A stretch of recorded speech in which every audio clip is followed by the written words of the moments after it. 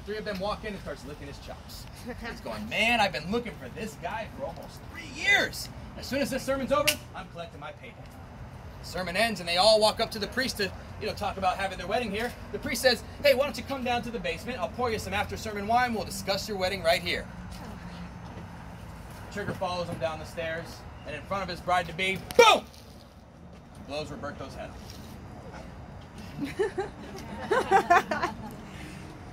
At the wedding? The discussion. Would you like to join our tour? No. All right, well, this one's on me. Instead of having his wedding here, Roberto has his funeral down in that basement. And Rosalita gracefully walks up to that casket and cries over the dead body of her former husband-to-be. Obviously, they took that money to go have the surgery done. Things will do for love, am I right? Well, we used to go into this basement down here when it was Cheesy's, which it's going to reopen actually in the next few months. When it was Cheesy's, we'd go down there and get photos of orbs. We get a lot of photos actually of a shadowy figure with a top hat on, maybe prepared for his wedding. This was, as I said, the 94th most haunted building in Florida. But the building across the street, the next one we're going to, was named the 13th most haunted building in all of America by the Travel Channel in 2012. Ooh. If we're ready, join me. I put the speaker box on the stage of the Cuban Club Theater, and I started speaking into it in the best Spanish I know, which is not fluent, but it's enough to order a sandwich.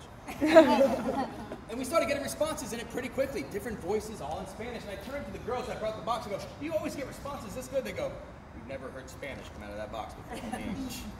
There's definitely a lot of stirrings in that building, and it has made me more of a believer than anything else. I've always had a curiosity about spirits and stuff like that, but these buildings have really swayed me to believe that this definitely has something going on. I mean, you don't get ranked this high in the haunted issues.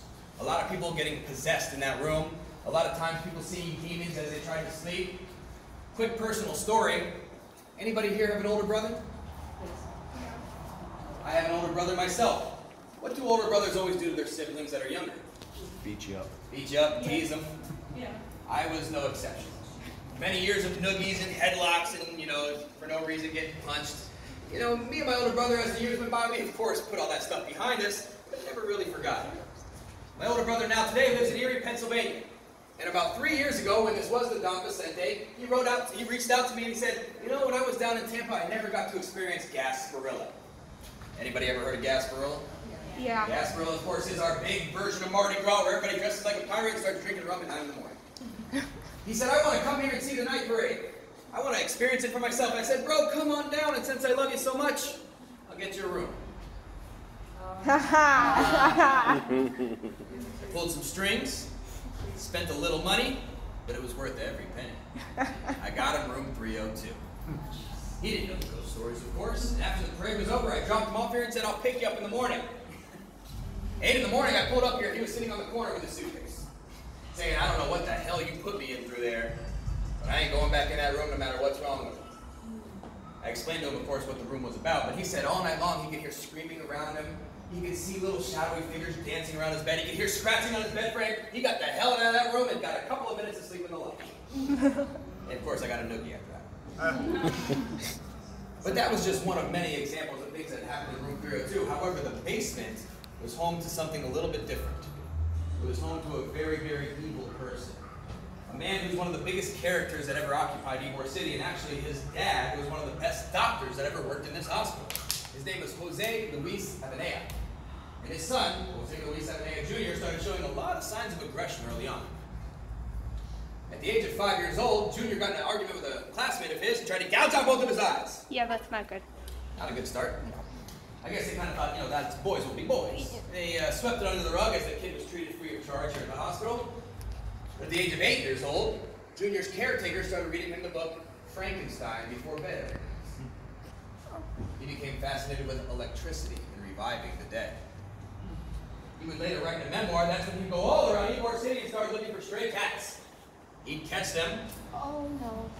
He'd freeze them, and then try to electrocute them back to life. I guess I think he got bored doing that because at the age of 12 years old, he decided to build himself an electric chair.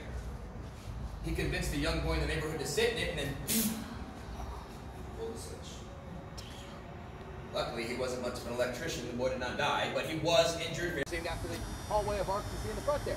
The El Pasaje was the Grand Hotel of Ybor City. A place where anybody that came to visit Ybor stayed in that place, including Sir Winston Churchill. Oh. Also, Teddy Roosevelt, Grover Cleveland, and in fact, up until 1935, every governor that won the election to become governor of Florida would throw a big party in the El Pasaje as soon as the results came in.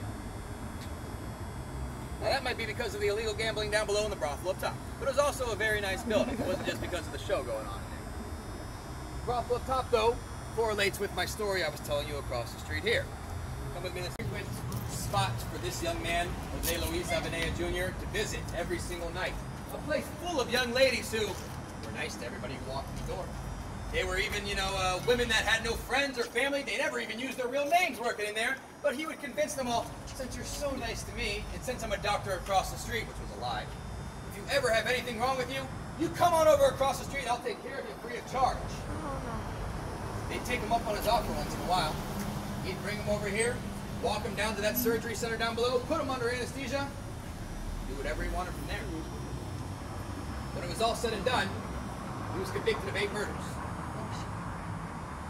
I'm not sure if that's the final number, because really when we used to go inside this building as the Don Vicente, I wouldn't tell this story until we got into the basement.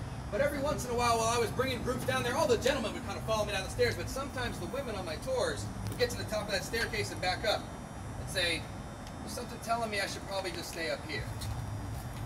Probably something warning them not to come down the stairs, because most of the women that went down those stairs never went back up. 2012, the ghost hunters came here and made contact with a ghost they deemed to be very, very evil in that basement. And when they told the ghost, you're not welcome in this basement, the ghost responded to them, you're in my playground. Sometimes the best time of your life can be a little bit more eerie than the Cuban Club, which we're about to go to right now. Full of spirits that are having a nice Saturday night like us. Let's go see the Cuban Club. The Circuito Cubano, the Cuban Club of Ybor City. And this beautiful building here was full of amenities that every social club had, including a gymnasium in the basement. When you walk in the front door, it leads to a ticket booth, which of course has a theater behind it. On this side of the ticket booth was a cocktail and eating area. On the other side, a gambling area. On the next floor up, though, where you see that stained glass crest, that was actually an education area with a classroom and a library. If you came from a different country and didn't speak English, the first thing I'd ask you to do is register for English lessons here at the social club. Or they'd ask you, take some social skills classes, help you adapt to the American lifestyle a little bit. But the very top floor was their ballroom, where they had all their birthdays, their weddings, and every Sunday, they'd all dress in their Sunday best and go to church. After church, they'd rush right to the ballroom to have a big dinner and dance of food and songs from the old country. They got all these things for about 25 cents a month. And that included with it, cradle to grave health care. Pretty darn good. But a lot of big events have happened in this club, including, of course, many hauntings. If everybody sees above the door it says Circuito Cubano, that's Spanish for the Cuban Circle. Now, one particular haunting that happened in this place, I actually saw the ghost with my own 2 eyes. It was when I first started doing these ghost tours, and it totally made me a believer. Put a little white hairs on my head as well. Now, I'm going to tell you that story last. What I first got to tell you is what happened in the basement, which was the gymnasium of the Cuban Club. And by the way, you can YouTube all these stories from the ghost hunters. They named that one Hotel Hell. They named this one Club Dead. If you go on YouTube, type in Ghost Hunter / Club Dead, you'll see the story of little Jaime, who drowned in the basement pool. Now, like I said, every social club had a gymnasium, but the Cubans had something very special about their gymnasium. They'd brag all around town saying, yeah, your Italian club's nice and your German club's fine, but none of you have a swimming pool like we do. The Cuban Club swimming pool was like the gem of this entire place. On a hot day, it was the #1 spot to go dip. Well, this is the guy who hit us. He's getting the field sobriety testing now, because he is so DUI, it's unbelievable. He is totally trashed.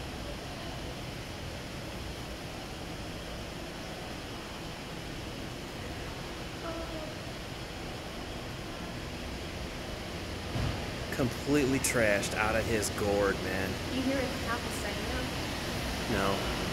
He's telling him to stop moving his head. He's so drunk he can't even stop moving his head. Okay, apparently he's so drunk he keeps moving his head with the, what's that called? Resting nystagmus. Resting nystagmus? Yeah, it's like the nystagmus. I know what it, yeah, it's for your eyes when they bounce. Yeah. But he can't even do that.